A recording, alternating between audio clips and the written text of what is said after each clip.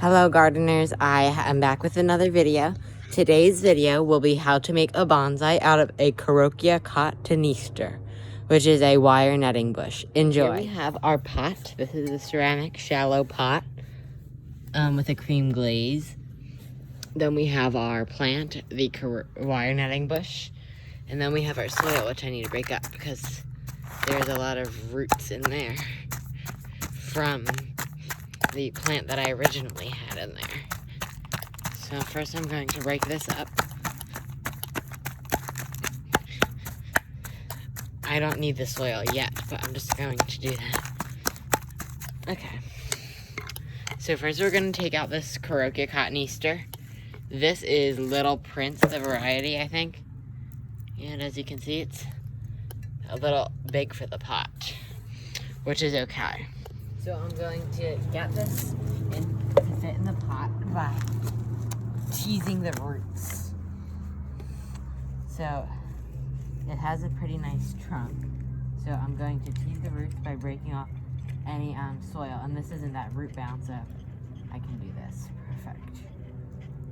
So I'm just breaking up any extra soil that the roots haven't encompassed yet.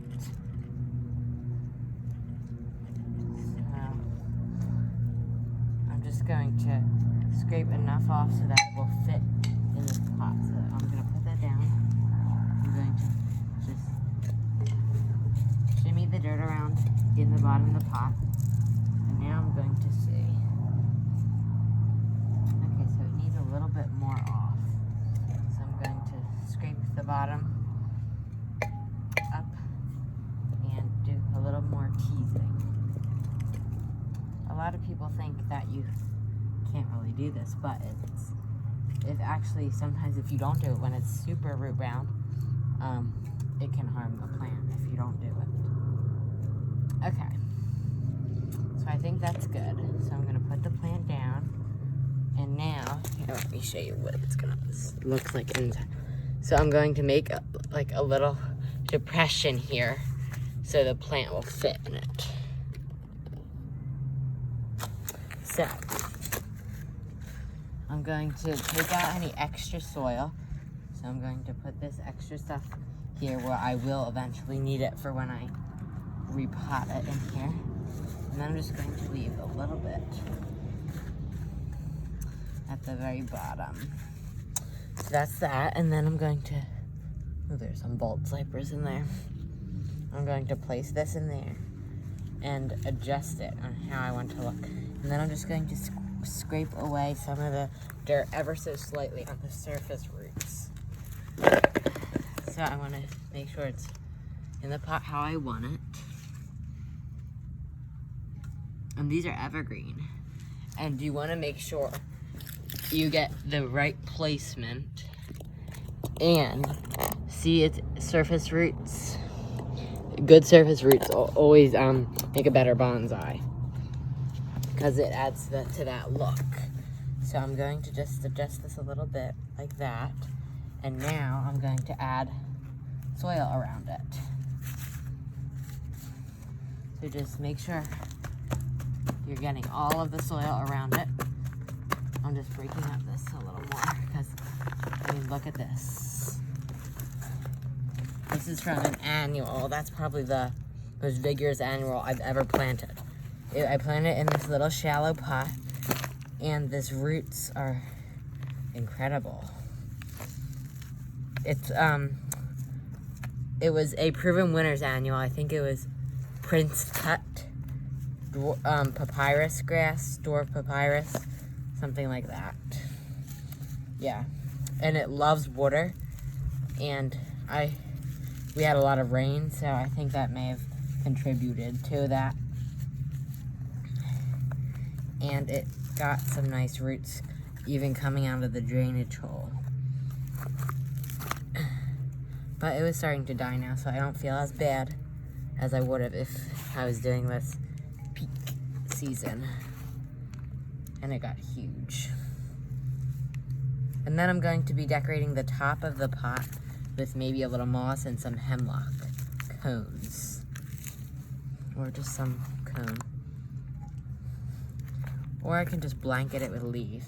And Carokia cotoneaster is not a cotoneaster, even though its name is Carokia cotoneaster. It's an evergreen shrub. It's called, its common name is the wire netting bush. And that actually makes sense. Some common names don't make sense, but it makes sense because it looks like wire netting.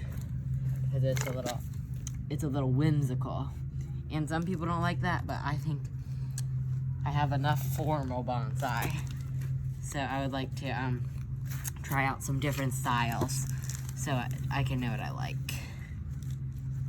Okay, almost done getting some soil. The soil packed around it.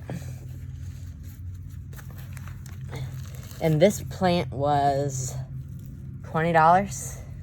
And I didn't have to get any extra soil because I already had it, some in the pot. And you can just use any pot that you have. A bonsai is usually in a shallow tray, like this is a shallow pot, but you can put it in any type of pot that you really have. So I'm just going to try to break up these roots from the old soil and just pack it around like this. I'm just impressed how well that other plant that was in here did before. Oops.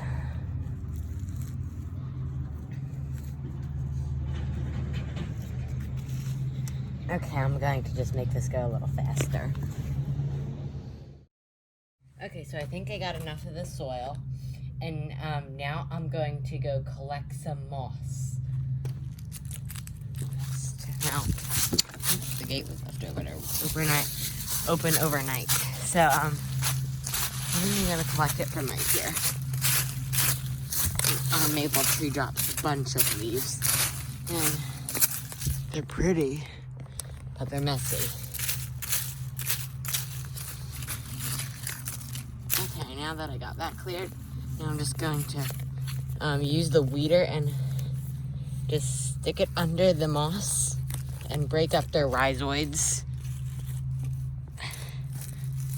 And it just comes up in a nice mat.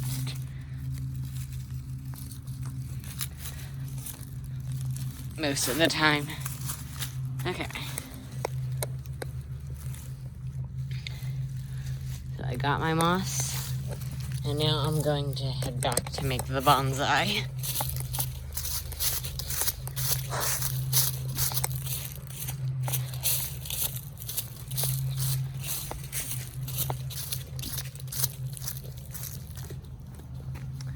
Okay. So let me just set the camera up.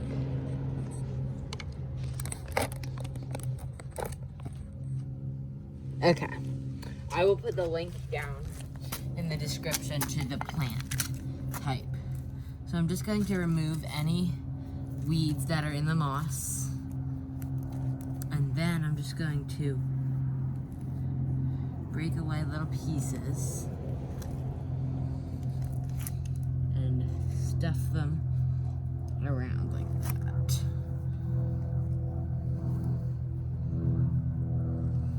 And break off any of the extra soil that's left on the bottom. And then you just want to press it in, and you'll have to be afraid because you want this to actually grow, so you're going to be able to press it in a little bit. Moss is very easy to move and transplant because it doesn't have roots, rhizomes, bulbs. It has rhizoids, which are like little hairy roots, but they don't really hold on to anything. They're just used to collect some water.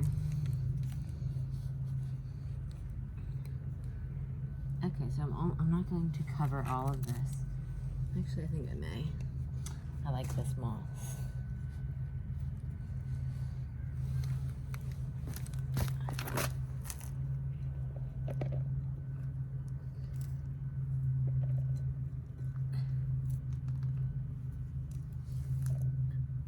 Okay.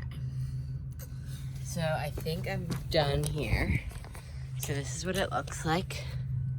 This is a wire netting bush, Little Prince Carokia Cotton Easter.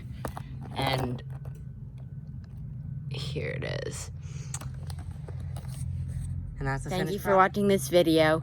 And please like, subscribe, and hit the notification bell so you don't miss when I make a video.